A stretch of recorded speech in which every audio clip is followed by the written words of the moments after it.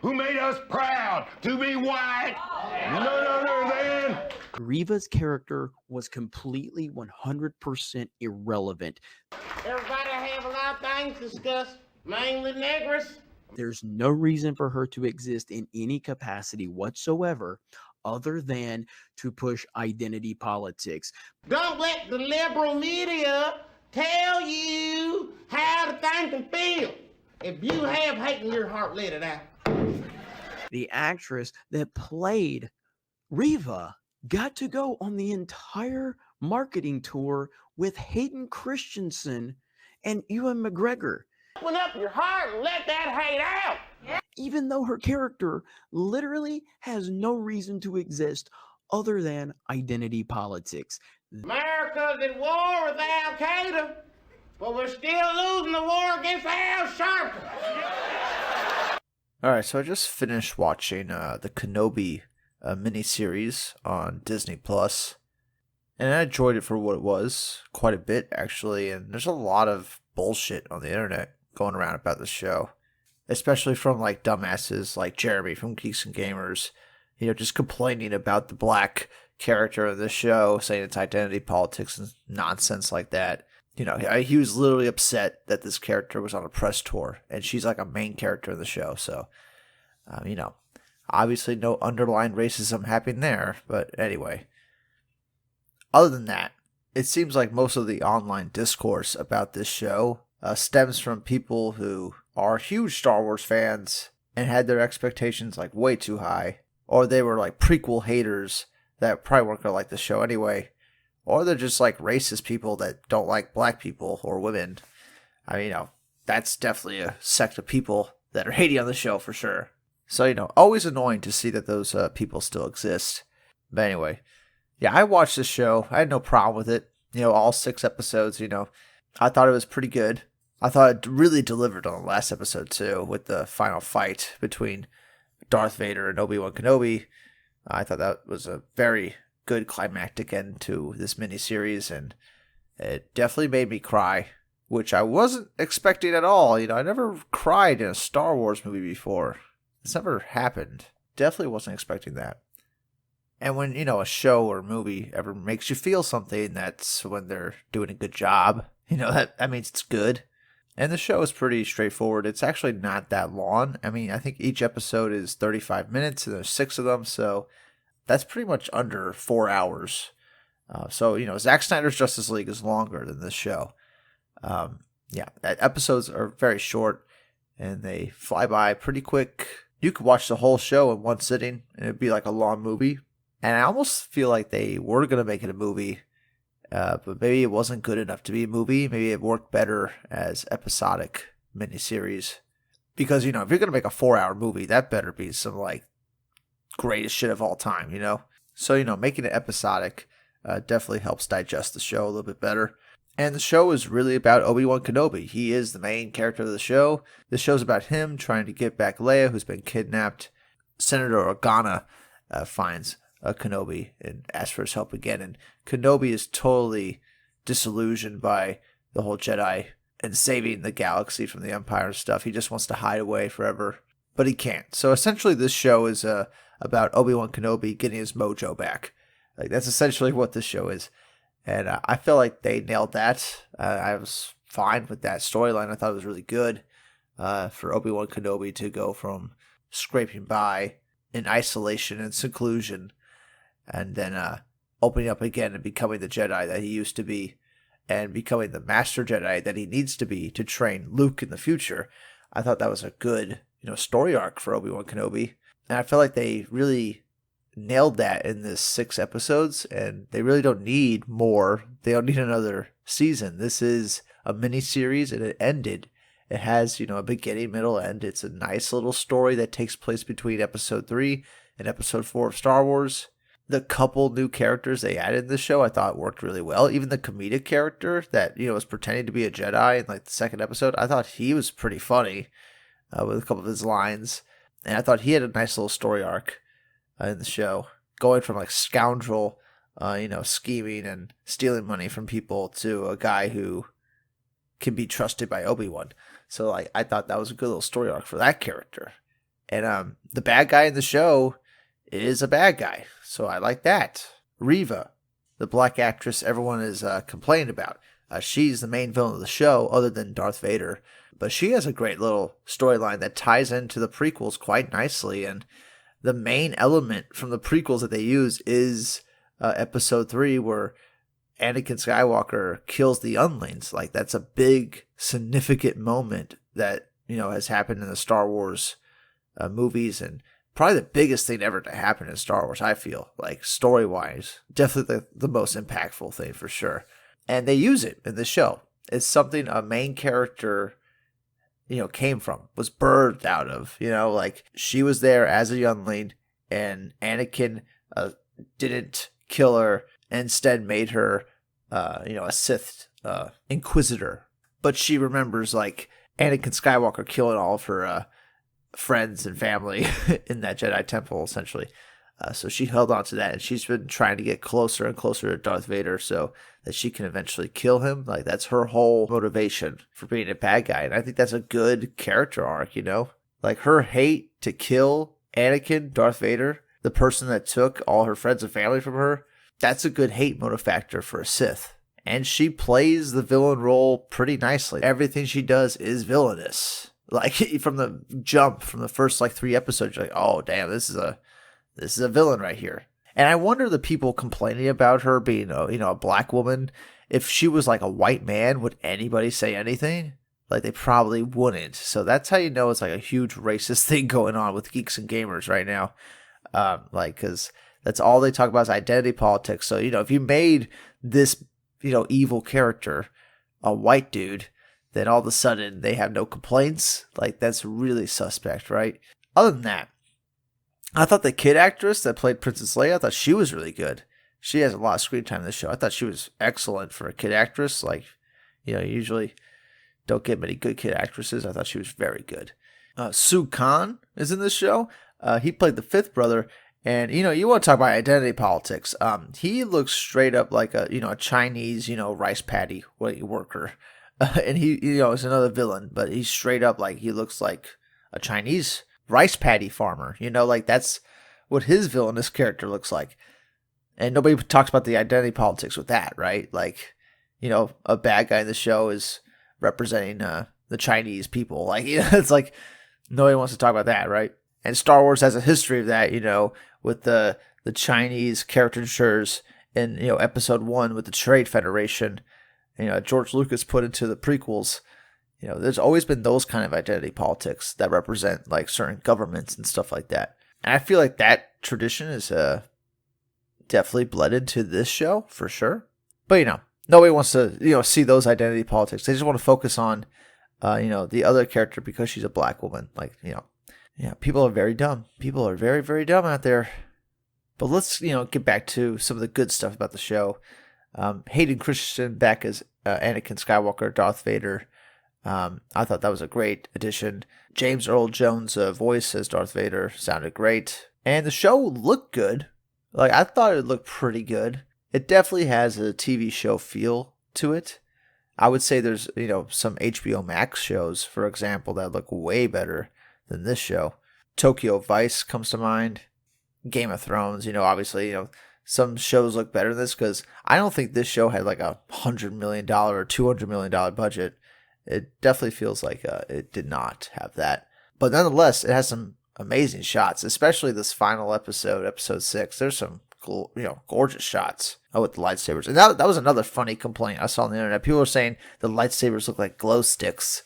I'm like, what are you watching? Like, what are you watching? They look like lightsabers. I don't know how, you get anything else out of that. I see, another dumb complaint by people. The CG, for the most part, was done well enough that it did take you out of the show. At least for me, it didn't. All the acting was top notch. I feel like everybody did a very good job. One of the big things I feel like that was missing from the show, though, was the music. I don't know why they just didn't, go with, the Star Wars Greatest Hits soundtrack on this. Instead, they made like a new soundtrack for it, and I feel like it's not impactful enough. It's not memorable enough. And that's weird because this is Star Wars. You got the whole Star Wars catalog of music why not just like pick the best songs and like put in the show? You know, where's the Duel of the Fates music? That would have been a nice musical choice to put in at some point. You know, anything. You know, I feel like that's probably the biggest hang up I had about the show. Is that the music was not memorable, and this is like Star Wars. Like, what, you know, how do you fuck that up, right?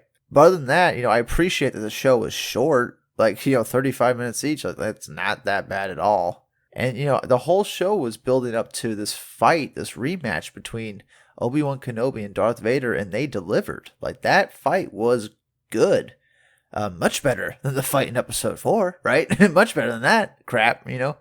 Certainly, it wasn't as good as Episode 3. I feel like it's very tough to top that. You know, they were training for months to get that fight right. So, you know, I don't think they had the same type of budget and scheduling and choreography to do that again for the show. That was certainly the advantage the movies have, right? But nonetheless, it was pretty epic. And I really liked how the fight played out with Ewan McGregor getting buried underneath the rocks and lifting the rocks up to get out and stuff, and Darth Vader's helmet, you know, getting cracked open, seeing Hayden Christensen underneath, which, you know, was also in the Rebels. But, you know, if you're gonna steal, you steal from the best, right? And it's not exactly stealing if it's from another Star Wars thing. Like, you know, I feel like Star Wars can reuse imagery. You can always do that with Star Wars because it's Star Wars. Like the two suns setting, like that should be in a bunch of Star Wars stuff. Like, that's not, we don't call that stealing when they reuse shots like that, you know? Because people were making that complaint too. It's like, oh, you were ripping off Rebels. But I'm like, that's also a Star Wars thing. So like, you can't rip off your own thing, right? That's like, I don't know, it seems like a little bit of an oxymoron right there. So, you know, I don't really get that complaint that's going around either. But yeah, you know, this fight had me tearing up. When Obi-Wan Kenobi starts saying he's sorry to Anakin, like, that really got me going. Like, I never teared up for, you know, when Anakin got, you know, fucked up in Episode 3. Never got teared up for that. Never got teared up when Vader died in Episode 6, you know. But this one really got me. Like, it was good. And it's not like, you know, Star Wars has ever been like high art stuff, you know, like, they're good movies. But I wouldn't say they're the best movies ever. They're certainly not perfect movies. Even the original trilogy, like, some stuff is pretty dated and bad in those. And the prequels, there's a lot of dated stuff in those. And, you know, the wooden acting and wooden line delivery and all that stuff. Star Wars certainly isn't peak cinema. But it is, you know, great escapist films and stuff. And I feel like this show also did that and gave you a little extra to sink your teeth into. As far as like the character development for Obi Wan Kenobi and stuff. Him finding his way again after suffering his like biggest defeat in Episode 3. Which, you know, technically he beat, you know, Anakin Skywalker, but in his heart he lost, you know, because he lost his friend. He lost the Jedi. They lost the war in the prequels, right? And this show is about Obi Wan Kenobi finding his way again and becoming the master that Luke needs him to be in Episode 4. And I feel like it's a good bridge. It's a good bridge. You know, you watch Episode 3, you watch this Kenobi series, maybe you watch Rogue One, and then you watch Episode 4, A New Hope.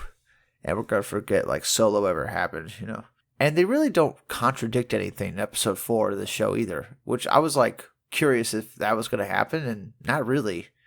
You know, Episode 4, Princess Leia says, you know, help me, Obi-Wan Kenobi, you're our only hope. So, like, she knows who Obi-Wan Kenobi is.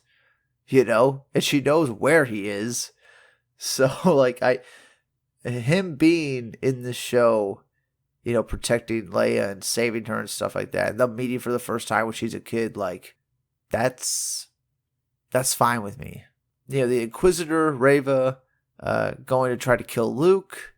I don't know how they explain that one, really. Because Luke Skywalker, he never sees a lightsaber until, you know, Episode 4. At least we think, right? And he really didn't get a good look at her lightsaber in this show because he's running from her the whole time. So he never, like, looks back to see that she's holding a lightsaber, right? So I don't know. And then he gets knocked out. So, like, maybe Luke was just thinking sand people were chasing him or something, like Tusken Raiders were chasing him. Maybe that's what he thought. In the heat of the moment, he's not really looking that closely. He knows his fucking parents are shooting at this person. He doesn't know who this person is, and he's just running from them, and then he gets knocked out. So, like, I feel like they danced around that pretty carefully. But other than that, there's nothing that really contradicts anything that happens in the later movies. So I was fine with everything.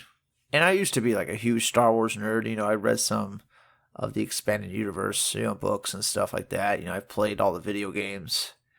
I have a couple lightsabers. But, the sequel trilogy really killed my love for Star Wars. Really did. Like, it was just, like, bad in a lot of ways. But I was really excited to watch this Kenobi show because Hayden Christensen was going to be in it, and Ewan McGregor was going to be in it. And once again, Ewan McGregor totally killed it. Like, he was the heart and soul of this show, and he stole every scene he was in. It was clear, like, he was carrying everything. Like, he was definitely, like, the head honcho actor in this show. And, just his fight with Darth Vader at the end, and the way Ewan McGregor is selling it when he says, "I'm sorry, Anakin," like, that is, like, super impactful stuff. He killed it, man. Great performance. If nothing else, like, watch the show just to see Ewan McGregor. That's what I feel. But yeah, just some thoughts on the show. I just finished it. I liked it. People complaining about it probably have some ulterior motive. Like, they probably have some other reason for not liking it. Either their expectations were, like, way too high, or, like, they hate the prequels, so they don't want to see any more references to the prequels. Which, by the way, every reference to the prequels made me, like, squeal, like, during the show. Like, every single one. Even seeing Qui-Gon Jinn at the end made me, like, squeal like a schoolgirl. Loved it. All the flashbacks to Obi One Kenobi and Anakin Skywalker and stuff. Great shit. Great shit. The flashbacks to Anakin killing the younglings, like, I was like, jaw was on the floor. I'm like, I can't believe we're going to this. Like, this is awesome. This is, like, one of the most significant events ever to happen in Star Wars. And, like, it's kind of the basis for one of the main characters in this show. It actually is, like, the main, reason that Reva isn't even in the show, right? Which is a great way to tie everything together. So I appreciate that a lot. But anyway. Yeah, that's going to do it for now.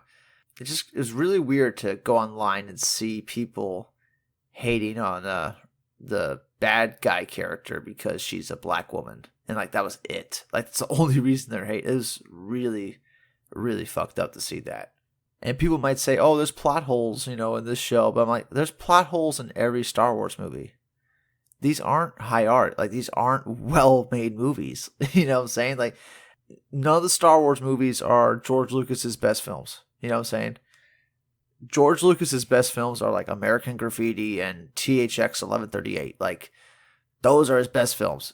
Star Wars was never meant to be, like, this perfect, like, high art thing. And it's just meant to be some escapist entertainment that you can share with your children. Like, really, like, that's what Star Wars is meant to be. Like, so I'm fine with it. I got no problem with it. Kind of liked it, actually. I might rewatch the show again because, like I said, it's short. Each episode is 35 minutes before credits. So you could watch the whole series in one sitting. If you could watch Zack Snyder's Justice League, you could watch this in one sitting, And I actually feel like it being broken up really helped the show, too. The only main complaint I have is the music. They should have put more Star Wars music in it. I think that alone would have made it, like, 10 times better. If you just had Duel of the Fates, like, popping up in the final fight, I feel like that would have been pretty cool. I don't know why they didn't do that. I feel like some fan will come back to this and, like, edit all these parts together in one movie and put some Star Wars music in that. That'd be cool. I would do it, but, it's a lot of work. I wish somebody else would fucking do it, So I don't have to waste, like, 3 months doing it. Anyway, that's it for now. Comment below, let me know what you think of the Star Wars Obi One Kenobi miniseries on Disney+. And let me know what you think of these racist-ass Jeremy from Geeks and Gamers that is still going for some reason. Still has people watching him. That's a very scary thought to think that he has hundreds of thousands of people watching him. That's a very scary thought to think that there's people like that still out there. But anyway, that's it for now. We'll see you on the next one. Bye-bye. Even though her character literally has no reason to exist other than identity politics. I can't understand you. Go back to your country, white power.